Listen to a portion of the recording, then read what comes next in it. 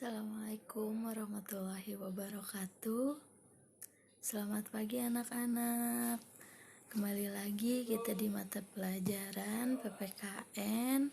Semoga hari ini kalian masih diberikan kesehatan dan masih semangat untuk pembelajaran jarak jauh ini. Pertama-tama sebelum kita mulai pembelajaran, mari kita berdoa terlebih dahulu sesuai dengan kepercayaannya masing-masing. Berdoa mulai.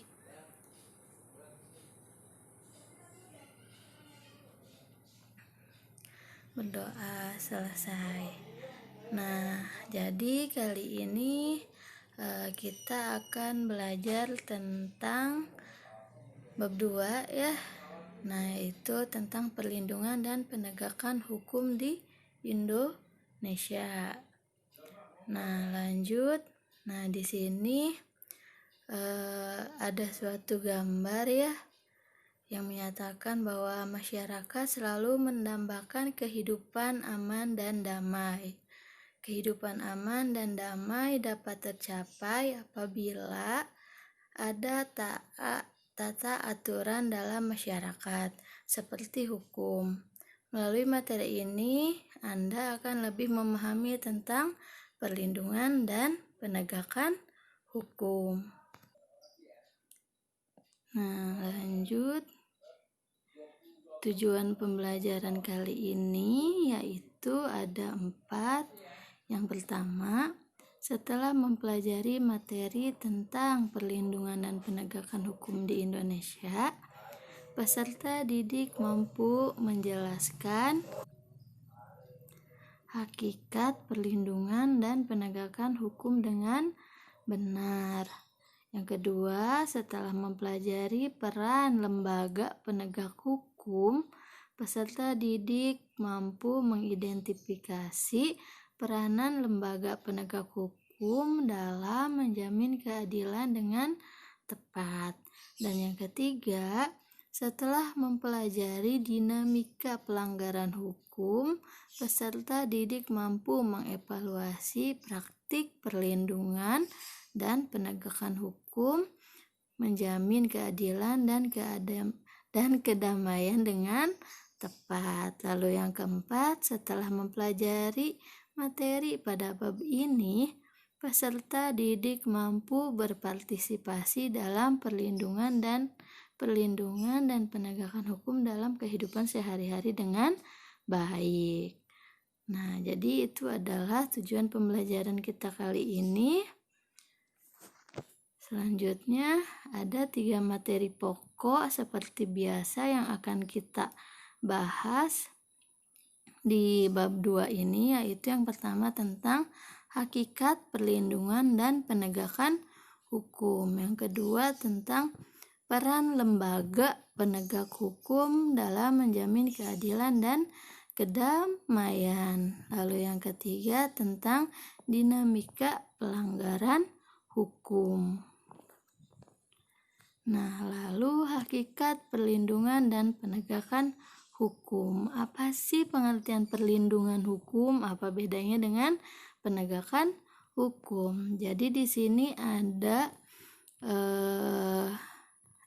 definisi menurut ahli, yaitu menurut Simanjuntak bahwa perlindungan hukum adalah sebagai segala upaya pemerintah untuk menjamin adanya kepastian hukum serta memberi perlindungan kepada warga negaranya agar hak-haknya sebagai seorang warga negara tidak dilanggar, dan bagi yang melanggarnya akan dapat dikenakan sanksi sesuai peraturan yang berlaku.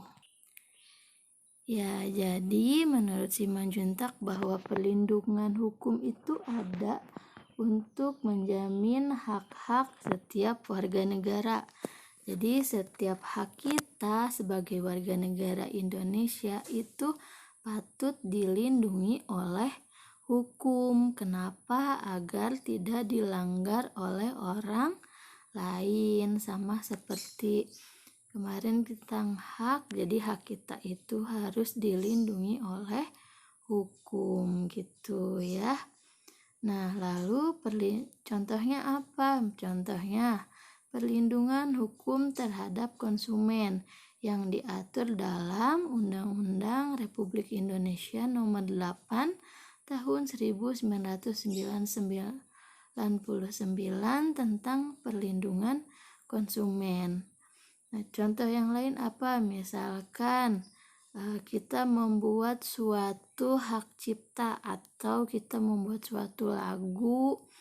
Nah, lagu ini mau dibajak sama orang lain. Nah, itu nggak boleh karena kita dilindungi oleh hukum atau perlindungan hukum tentang hak intelektual atau hak cipta kita. Jadi apapun yang kita buat dilindungi oleh hak cipta atau hak intelektual namanya ya. Jadi itulah perlindungan hukum untuk melindungi hak-hak kita agar tidak dilanggar oleh orang lain. Nah, lalu apa sih bedanya perlindungan dengan penegakan hukum? Nah, di sini ada penegakan hukum merupakan salah satu upaya untuk menjadikan hukum sebagai pedoman dalam setiap perilaku masyarakat maupun aparat atau lembaga penegak hukum. Nah, jadi kalau perlindungan hukum tadi untuk melindungi hak-hak kita, kalau penegakan hukum itu berarti untuk menegakkan hukum atau aturan yang sudah berlaku. Contohnya seperti tadi, sudah ada undang-undang tentang perlindungan konsumen. Nah, apabila perlindungan konsumen ini akan terwujud bila undang-undang atau undang-undang perlindungan konsumen ini dilaksanakan. Nah, misalkan konsumen ada yang terhianati atau dibohongi oleh si penjual misalkan. Nah, karena sudah ada undang-undangnya, apakah si penjual ini mendapatkan sanksi? Nah, itulah dinamakan penegakan hukum. Jadi, penegakan hukum itu adalah menegakkan hukum atau aturan yang sudah berlaku. Begitu ya perbedaannya. Nah, lalu di sini ada unsur-unsur perlindungan hukum. Jadi di sini ada 4 unsur. Yang pertama, adanya perlindungan dari pemerintah kepada warganya. Nah, jadi unsur yang pertama itu kan perlindungan dari pemerintah kepada warganya. Jadi memang perlindungan hukum itu ada untuk melindungi warganya gitu ya. Yang kedua unsurnya ada jaminan kepastian hukum. Jadi kita sebagai warga negara ada jaminan kepastian hukum bahwa kita itu dilindungi oleh hukum. Dan semua warga negara sama di mata hukum. Lalu yang ketiga yaitu berkaitan dengan hak-hak warga negara. Ya, perlindungan hukum itu berkaitan dengan hak-hak warga negara seperti perlindungan konsumen, perlindungan anak, undang-undang perlindungan hak asasi manusia, perlindungan tentang hak kekayaan intelektual. Nah, jadi kalau perlindungan hukum itu adalah berkaitan dengan hak-hak warga negara. Lalu yang keempat, adanya sanksi hukuman bagi pihak yang melanggarnya. Jadi, siapapun yang melanggar aturan tentang perlindungan warga negara harus mendapatkan sanksi. Siapapun itu, mau pejabat, mau orang biasa, apabila melanggar perlindungan warga negara yang lain itu harus mendapatkan sanksi. korupsi. Oke. Nah, lanjut di sini ada pentingnya perlindungan dan penegakan hukum. Jadi perlindungan hukum dan penegakan hukum akan terwujud apabila tiga komponen ini diwujudkan.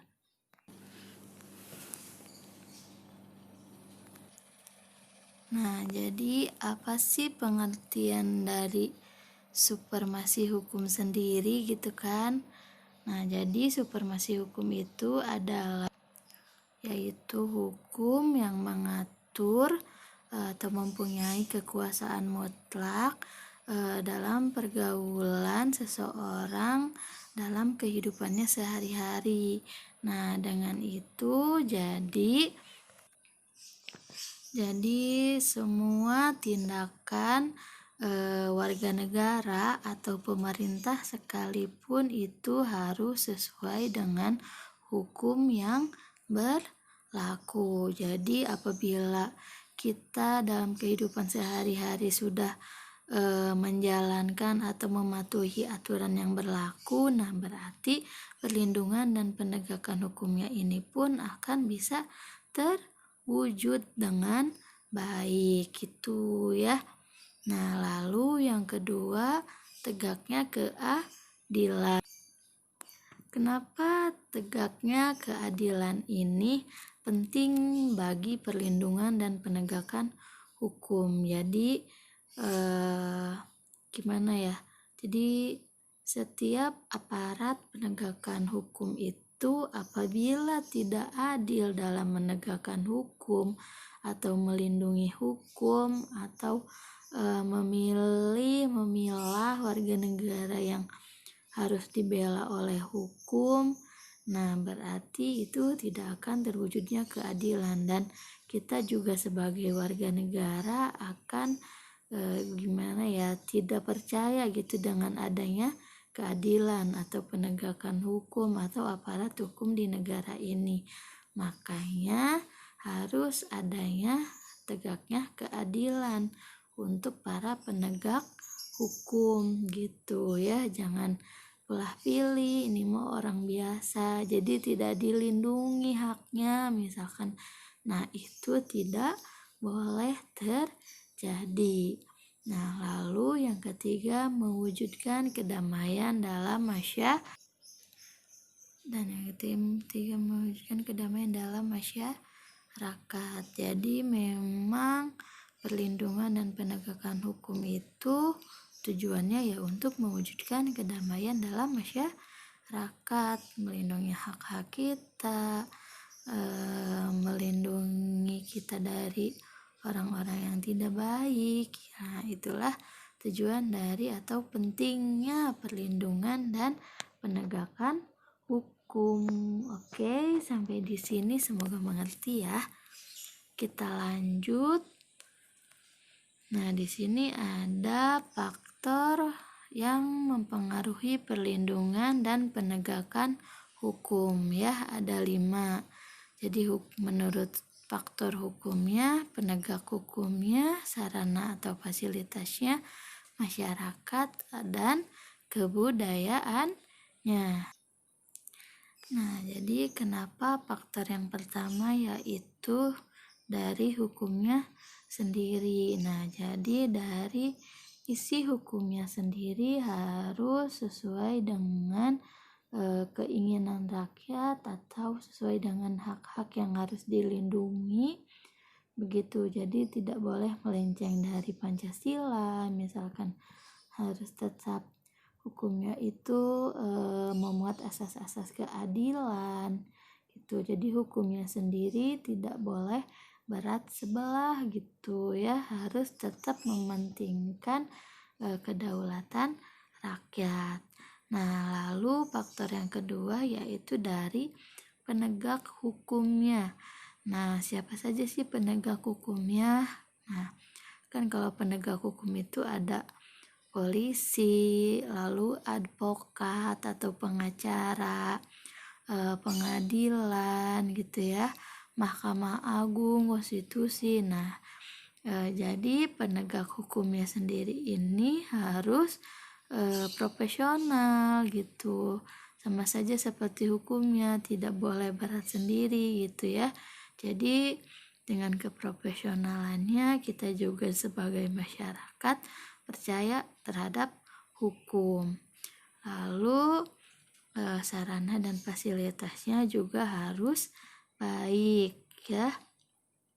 Dan yang keempat yaitu masyarakat. Jadi kenapa faktor yang mempengaruhi perlindungan dan penegakan hukum dari masyarakatnya sendiri. Jadi kita sebagai masyarakatnya sendiri juga harus mengerti apa saja hak-hak kita yang dilindungi, apa saja hak-hak orang lain yang dilindungi yang tidak boleh kita langgar gitu ya. Selain itu juga kenapa kita harus mengerti hukum, karena kita harus mengawal jalannya hukum di masyarakat.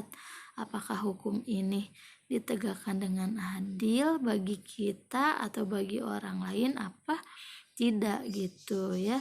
Jadi sebagai masyarakatnya sendiri juga kita harus mengerti tentang hukum gitu maksudnya ya.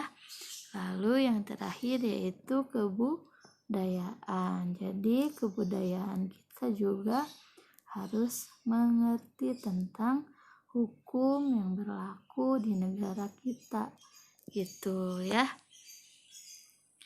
Nah, selanjutnya di sini ada peran lembaga penegak hukum dalam menjamin keadilan dan kedamaian. Nah, jadi seperti yang Ibu sebutkan tadi, bahwa ada lembaga-lembaga penegak hukum untuk menjamin keadilan dan kedamaian. Siapa aja? Yaitu kepolisian, kejaksaan, hakim, advokat atau penegak hukum atau pengacara, KPK. Nah, jadi minggu depan kita akan membahas tentang peran lembaga penegak hukum dalam menjamin keadilan dan kedamaian. Nah, jadi untuk minggu ini kita cukupkan di sini ya. Semoga kalian mengerti tentang hakikat perlindungan dan penegakan hukum. Apa bedanya perlindungan dan penegakan hukum, kalian pahami faktor-faktornya atau pentingnya perlindungan dan unsur-unsurnya apa saja. Semuanya berkaitan dengan hakikat perlindungan dan penegakan hukum. Nah, sampai di sini apabila ada yang mau ditanyakan, silahkan tanyakan di grup mata pelajaran PPKN. Sampai di sini, semoga kita bisa bertemu di minggu depan dengan masih keadaan sehat walafiat. Oke. Terima kasih anak-anak, semangat terus, jangan lupa tugasnya dikerjakan ya. Wabillahi taufiq wal hidayah. Wassalamualaikum warahmatullahi wabarakatuh.